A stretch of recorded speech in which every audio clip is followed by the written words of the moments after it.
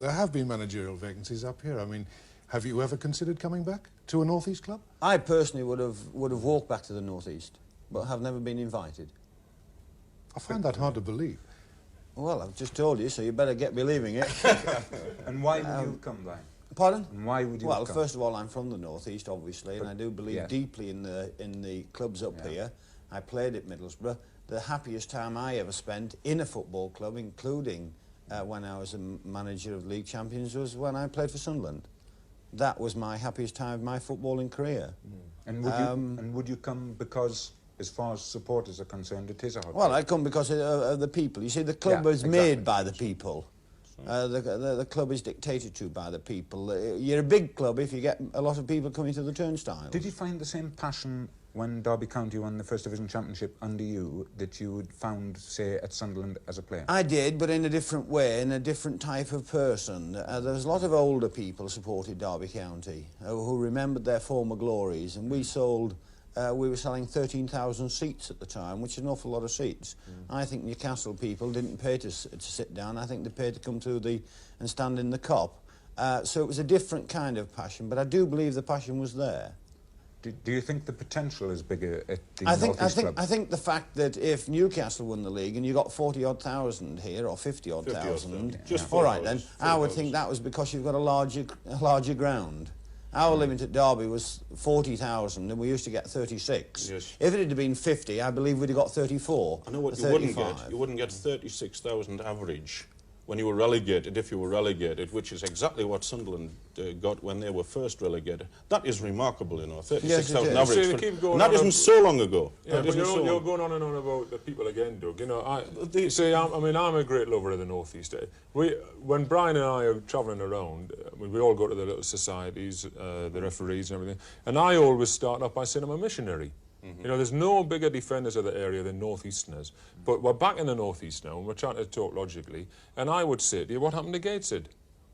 You know, Gateshead went out. I mean, Yes. John Gibson remembers Gateshead. You and I were there together. Yes. I ask about Gateshead. I ask about the Gateshead Hartlepool and Well, they were Darlington voted again. out by southern clubs who didn't really Oh, wait a appreciate minute, Doug. Let's be fair. Were the people in Gateshead and Hartlepool and Darlington now, do they not drink and talk football on a Friday night? Yes, they're Well, they talking do. about Sunderland and Well, Newcastle. they're the same people, and it's a tragedy, really, isn't it? Yes. Yes. Now, all right, so the people are passionate, and I'll agree there. I've read in the papers recently, and your column, in fact, down in the Deep South, about Gateshead encourages sport as long as it's athletics.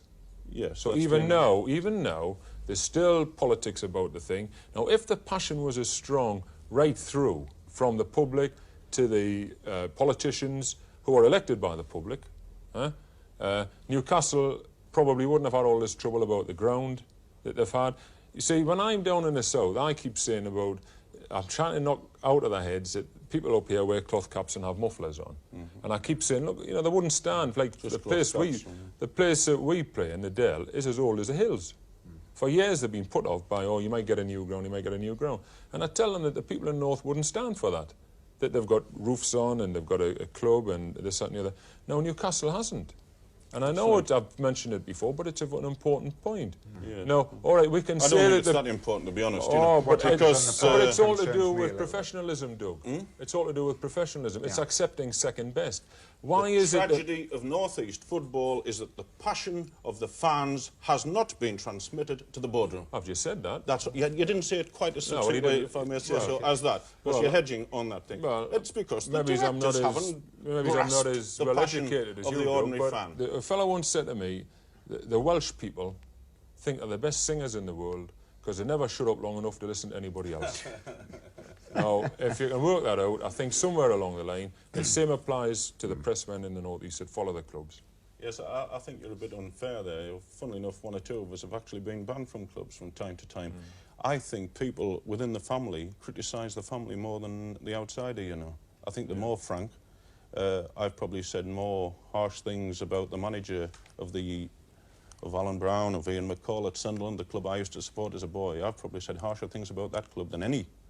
And I don't take your point. I don't accept that point at all. I think we criticise very honestly. I have never seen criticism in areas in London about their clubs like we talk about our clubs. I'll try to reflect, again, the passion of the fan. And the fan up here is very honest. People talk about him being open. He just talks like an ordinary North East fan. They don't think he's very blunt up here. They just think he's ordinary. Can you That's honestly absolutely claim true. to be in the hotbed of football when you've had such a limited element of success over the last 20-odd years? Do you genuinely believe? Hey, I moan it all the time, Brian. I know. Moan it all the time. That's why we get upset about it. I think Yeah, the thing will you that answer the keeps- question? Yeah, no, well, the simple answer to the question is initially no, because everything's down to winning leagues or cups. So initially no.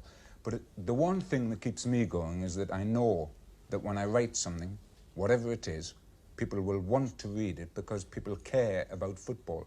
And I think that that can't be said of a lot of places in England. I think when I go on a away trip with Newcastle United, you pick up the newspaper, I'm staggered on a Friday evening to see the space, the limited space given to the match the next day. Southampton, I've been staggered by the local evening paper there. Limited space. Of people indifferent. Plenty of adverts in. Yeah, but where's the writing? Where's the passion? At least we know up here that we are writing for people. That How care. It's absolutely true. How People do you come to rate me and say, yourselves "You wrote alongside 3 the months cities ago, of you know." Manchester and Liverpool and Leeds and perhaps how do you Ourse- Birmingham? ourselves or How the- do you or rate football yourselves? clubs?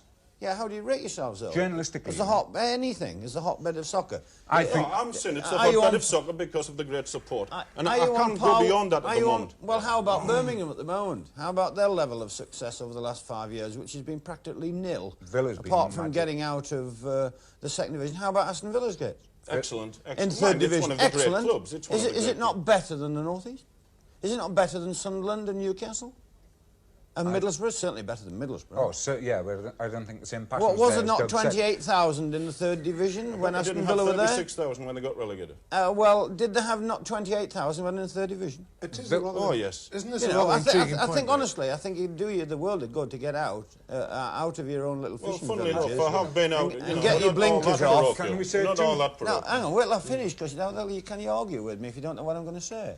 Well, you've said a lot so far. I haven't think you, if you like get the bank? out into the big wide world and get away from this corner up here and take your blinkers off and get into Manchester and get into Liverpool and get into Birmingham, then I do believe that you'll find out there are places equivalent to this in the with the support angle. I think yes. there are fanatical people football outside of Newcastle. I think we both accept that I for a accept point. that, but And, I and don't have isn't not. this the discussion tonight? Is the North East a hotbed of football? I don't think it is, you know. I Right. think it could be in the top 6 or 7. Yeah, But can I it's now certainly answer? not.